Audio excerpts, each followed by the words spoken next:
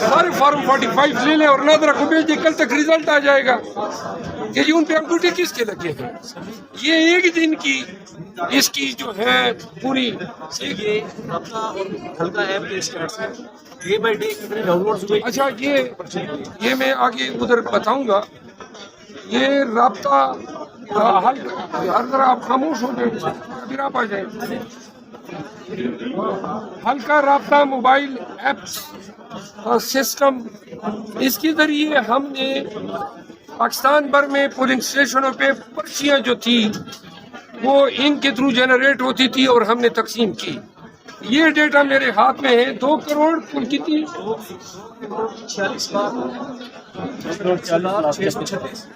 2 کروڑ 46 لاکھ اور 6,636 صرف پرچیاں صرف اس ایپ کے ذریعے پی ٹی آئی کے لوگوں نے حاصل کی ہے. یعنی یہ ایک ایپ بتا رہا ہے کہ کل کتنی، اور ان 2 کروڑ اور 46 لاکھ 6,636 پرچیاں. اس کا مطلب ہے کہ یہ ووٹ سالمن پی ٹی آئی کو دیا ہے، علاوہ ان علاقوں میں جہاں پہ مینول انداز سے لوگوں نے پرچیاں بنائی. اچھا، کل اسلام آباد میں آپ پروٹیسٹ کرنے جا رہے ہیں، کیا تو آپ کرنے جا رہے ہیں؟ کیا سمجھتے ہیں اسلام آباد میں جیسا وہاں کل پروٹیسٹ ہوگا پولیس بھی روکنے کی کوشش کرے گی، جو اسلام آباد پولیس کا کردار ہے وہ بھی آپ جانتے ہیں، اس حوالے سے کیا کہنا چاہیں گے؟ ہم اسلام آباد کے لوگوں کو کیا کہنا چاہیں گے؟ ہم اسلام آباد کے لوگوں کو کہنا چاہتے ہیں یہ آخری کوشش ہے اپنے ووٹ کو تحفظ دینے کے لیے، چوروں سے اپنا ووٹ نکلوانے کے لیے. اسلام آباد پولیس کو میں کہنا چاہتا ہوں کہ ہم پرامن رہیں گے، ہم گارنٹی دیتے ہیں. اگر کوئی شرپسند ہمارے اندر ہوگا ہم خود پکڑ کے آپ کے حوالے کریں گے. احتجاج ہمارا حق ہے، ہمیں احتجاج کرنے دیں، ہم پہ تشدد نہ کریں.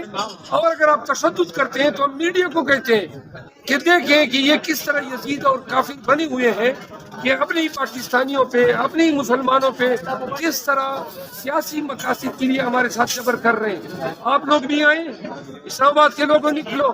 اگر ہم مار کھا بھی لیتے ہیں ہمارا سرخرو رہے گا، کیونکہ دنیا دیکھے گی کہ کس طرح وہ کام جو ہے ظلم اور جبر کے ساتھ پی ٹی آئی کو اور پاکستان کے لوگوں کو دبانے کی کوشش کر رہے ہیں. لاسٹ کوشچن، جی بڑی تعداد میں نکلے ہیں، ہزاروں لوگ باہر نکلے ہیں. مولانا فضل الرحمان صاحب اس حکومت کے حامی نہیں، جو پی ٹی ایم کے سربراہ تھے، جماعت اسلامی حامی نہیں ہے. اس کے علاوہ جتنی جماعتیں ہیں وہ اس حکومت کو، اس الیکشن کو مان نہیں رہی، اس الیکشن کو مان نہیں رہی.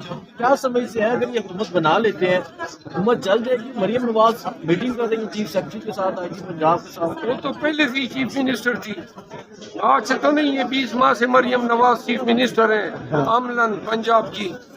دوسری بات یہ ہے کہ پاکستانیوں سن لو، ابھی شہباز شریف کی اس چوری شدہ مینڈیٹ کی بنیاد پہ نام تجویز ہی ہوا ہے کہ پیٹرول کی قیمتیں بڑھائی گئی، ڈیزل کی قیمتیں بڑھائی گئی، گیس کے بل جو ہے ان میں اضافہ کیا گیا.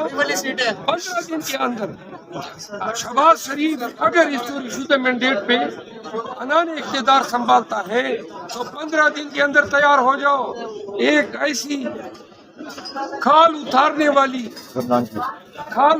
والی ایک ایسی مہنگائی آ رہی ہے کہ جب، اور وہ اس لیے کیئر ٹیکر سے کرائی جا رہی ہے تاکہ الزام اور بہتان کیئر ٹیکر اپنے ساتھ لے جائیں. ایسی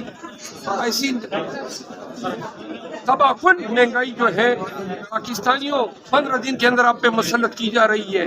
15 دن کے بعد آج کی اور 15 دن کے بعد قیمتوں میں آپ موازنہ کریں. تو لہٰذا ذرا مجھے خاموش تو کرو. آپ آ جائیں. سر کیا ایکسپیکٹیشن ہے خان صاحب؟